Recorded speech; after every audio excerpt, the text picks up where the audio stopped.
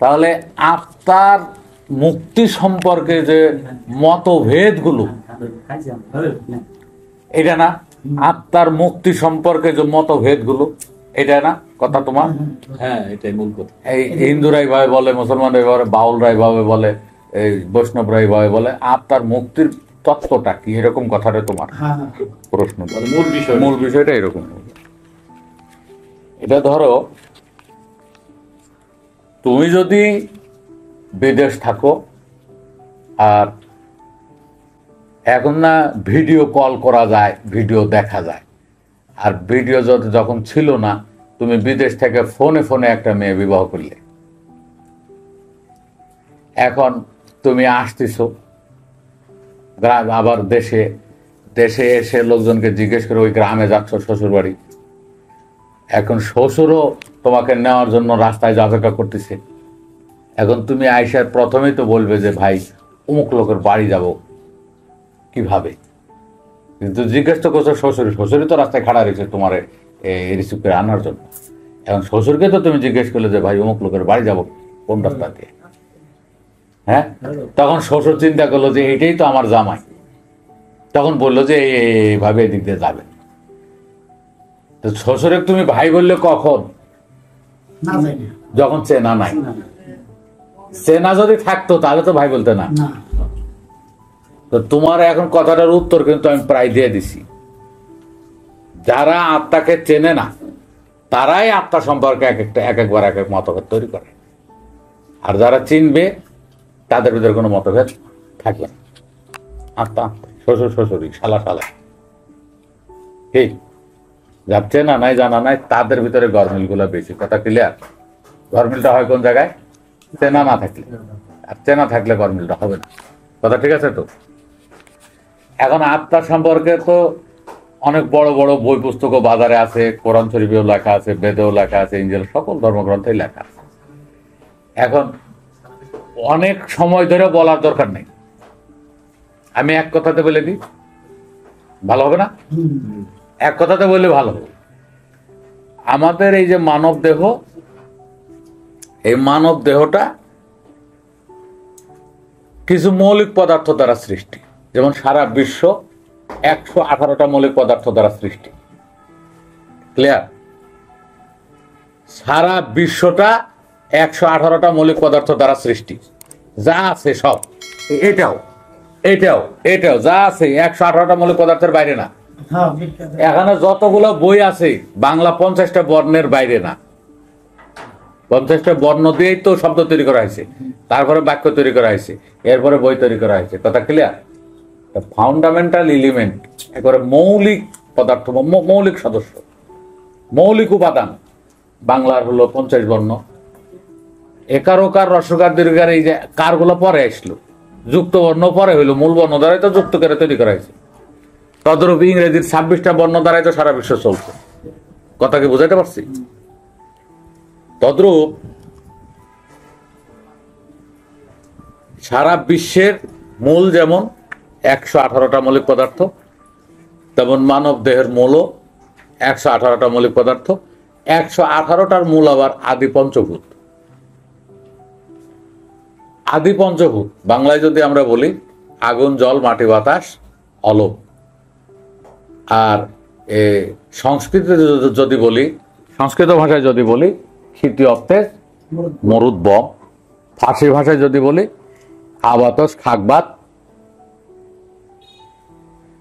আরবিতেও যদি বলি এই ধরনেরই হবে। তাহলে এই 118টার মূল হলো মাত্র আদি পঞ্চভূত। আদি পঞ্চভূত কি? আগুন, দেহের তাপ; জল, দেহের জল; মাটি, মানে পুরো অংশটাই মাটি, প্রায় 20 থেকে 25% হলো মাটি দেহের, আর 75% জল। তারপরে বাতাস, এই যে নিতেছি নাক দিয়ে। এরপরে থাকলো কি? আকাশ বা বোম। বুঝাইছি? এটা কি? বোমটা কি বা আকাশটা কি? এই যে কবি বিজয় সরকারের একটা গান আছে, খুঁজি তোমায় এ জনমে ক্ষিতি অপ্তেজ মুরুদ বোমে।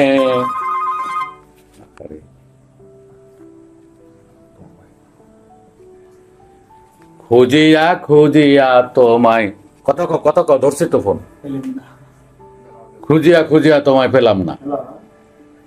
খুঁজি তোমায় এ জন্মে ক্ষিতি অপ্তেজ মুরুদ বোমে, খুঁজিয়া খুঁজিয়া তোমায় পেলাম না।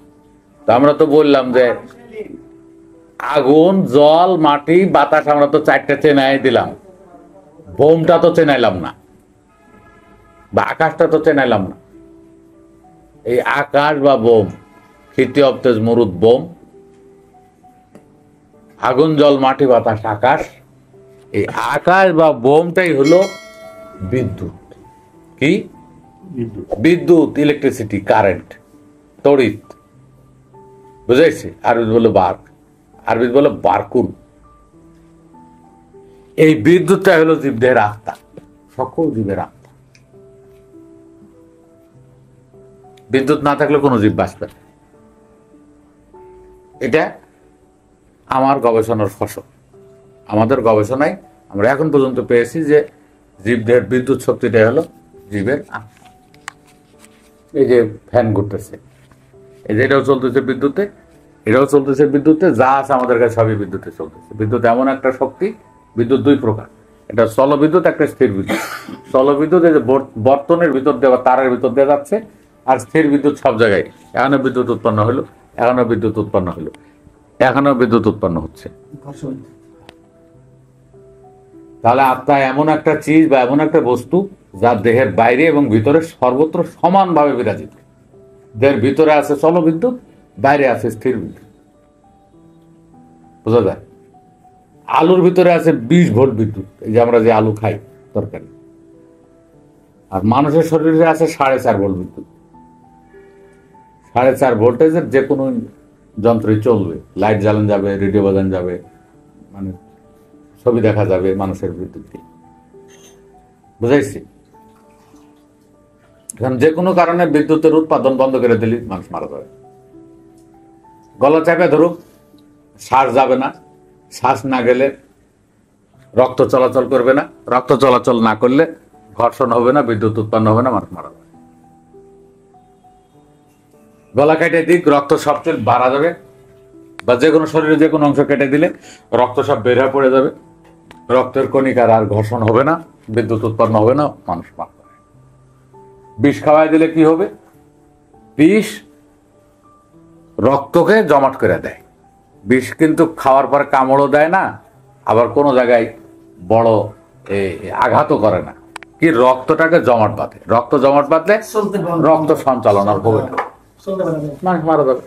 অর্থাৎ যে কোনো কারণে বিদ্যুতের উৎপাদনটা বন্ধ করলেই আত্মা নিষ্ক্রিয় হয়ে যাবে। যতক্ষণ বিদ্যুৎ আছে ততক্ষণ মানুষ বা জীব বেঁচে আছে। গাছের এক ডালে বিদ্যুৎ নাই, এটা মরে গেছে। গাছের এক ডালে বিদ্যুৎ নাই, এটা মরে গেছে। আর মানুষের কোনো জায়গায় যদি বিদ্যুৎ না হয়, বিদ্যুৎ না থাকে, ওই জায়গায় ব্যথা করবে, ফোড়া হবে, ঘা হবে, চুলকানি হবে। বিদ্যুৎ থাকলে কিছু হবে। তুমি যে কথা বলছিলে যে আত্মার যে তত্ত্ব, আমি শাখা প্রশাখা, বাউলদের কি মত, বৈষ্ণবদের কি মত, পুরাণীদের কি মত, বৈদিকদের কি মত, মুসলমানের কি মত, এগুলো আলোচনা করতে লাগবে অনেক সময়।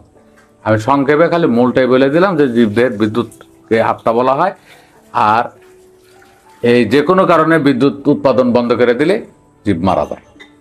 আমি সংক্ষেপে বলে দিলাম। দুনিয়াতে আছে, আমি বাস্তব এটা